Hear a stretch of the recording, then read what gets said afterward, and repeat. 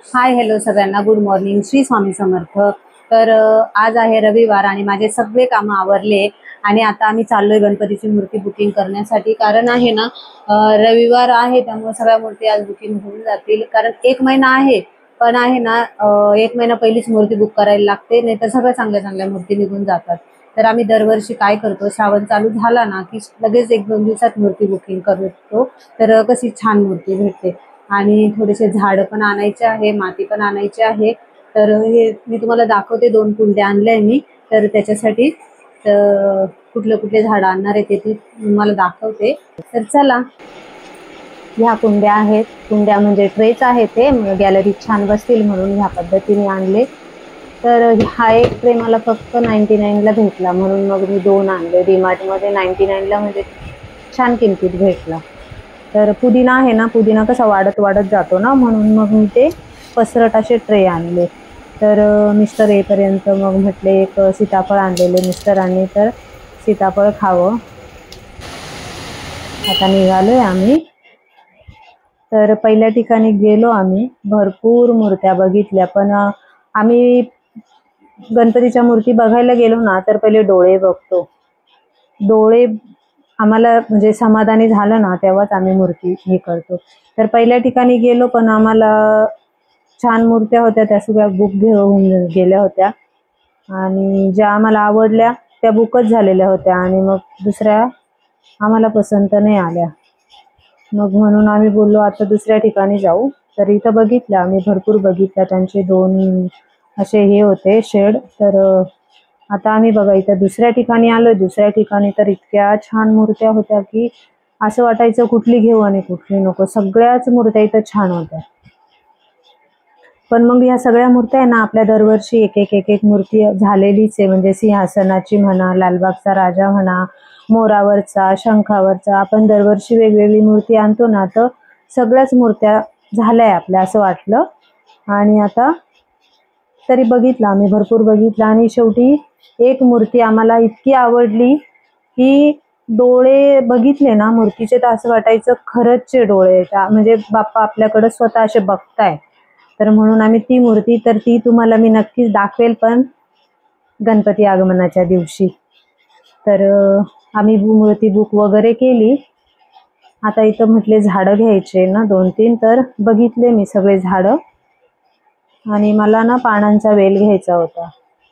तर पानांचा वेल बघितला आणि 2 तुळशी पण घेतल्या. काळी तुळस, कृष्ण तुळस नव्हती आपल्याकडे, दुसरी तुळस होती पण कृष्ण तुळस नव्हती. तर मी 2 तुळस पण घेतल्या. भरपूर अशी माती पण घेतली, कारण 2 ट्रेला भरपूर अशी 10 किलो वगैरे माती लागणार होती.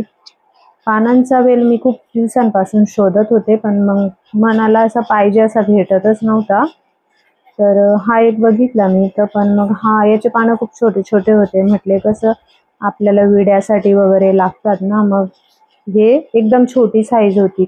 मग दुसरा त्यांनी पाठीमागून एक वेल आणला. तर हा मला आवडला, कारण एकदम छान असा हिरवागार होता आणि पानं पण एकदम मस्त होती. तर आता येता येता 2 वाजले. तर भूका खूप लागल्या होत्या. तर हा मसाला मी तयारच करून गेले होते बटाट्याचा. संडे होता त्यामुळं नाश्ता उशिरा झाला. मग म्हटले आता दुपारी जेवणाला फक्त सँडविच तळूया. तर गौरव बोलला आता उशीर झालाय, तर मग मी तुला थोडीशी मम्मी मदत करतो. तर त्याला बोलले तू पटापट रेडी करून दे आणि मी तळून घेते. गरमागरम मस्त सँडविच, त्यासोबत तळलेली मिरची. हा हा हा, बाहेर मस्त पाऊस चालू होता, त्यामुळे आम्ही छान असे गरमागरम सँडविच खाल्ले.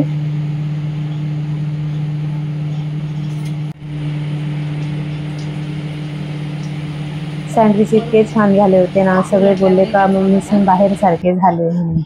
कारण मनापासून बनवलं ना तर गोष्टी नक्कीच छान अशा होतात.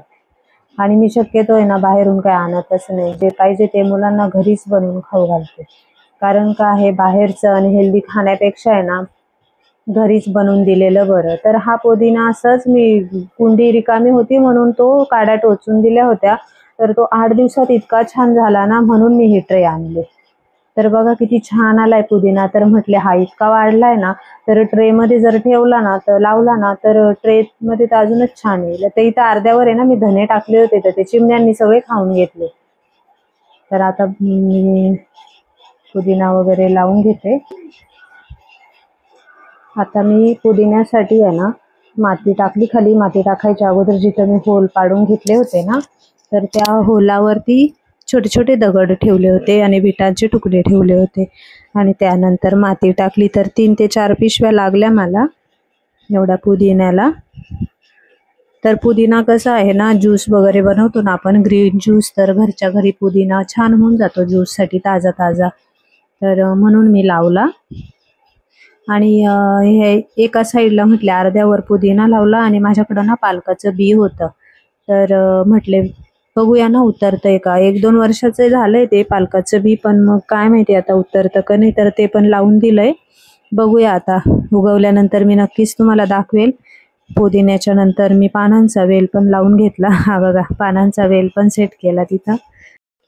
आजचा व्हिडिओ तुम्हाला कसा वाटला कमेंटमध्ये नक्की सांगा आणि चॅनलवर जर नवीन असाल तर प्लीज सबस्क्राईब नक्की करा. भेटू पुढच्या ब्लॉगमध्ये.